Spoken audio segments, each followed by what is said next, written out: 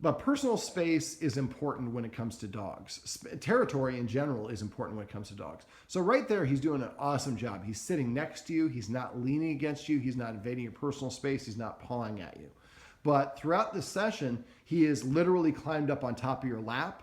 And like we talked about, a lot of times you just didn't do anything. And if you don't react, then he looks at you agreeing with him. Then if he can do that to you, or sometimes when he does that, you pet him. So now he thinks that that's the appropriate approach for all humans. And so he's out on a walk and there's more stimulus. He wants to get your attention. He jumps up on you to make a stronger move. So we want to make sure the petting with purpose is really going to help him come up and sit in front of you rather than pawing at you. But it's going to be very important for both of you guys to see, so maybe you come up with a word like space or something, or, boundary or whatever you want to say. So if you notice that he goes up to the other person, he just sits right here in this area between our knees without an invitation, then we would use those consequences. So ideally, if he's coming over, we would disagree with him before he got there. But if we want to wait and let him do it, once he gets there, before he sits down, it's going to be better if he comes in here. When he gets here, if I say no or hiss at him, probably will walk away. But once I let him sit down or lay down, it's kind of hard to disagree at that point. So it's going to be important to define our personal space. And again, I would use those escalating consequences. If he comes and he's there and you forgot and he sits down, then just stand up. And if you standing up and he doesn't move, then I would kind of collapse my knees together and kind of take away the area and then start walking towards him to make him move.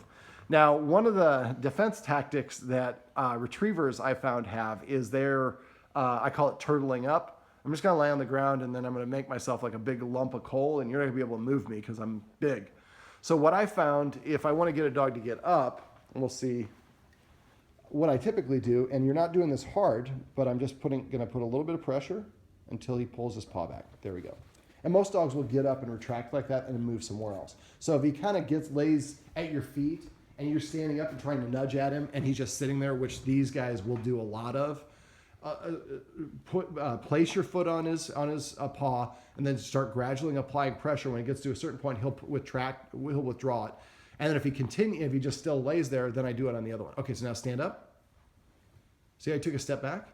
Now tell him to SIT. Sit. Now sit down. Sit. So you basically defined your space. You took a more authoritative position or posture by standing up. Now tell him to down. Lay down. Now pet him for down. Down.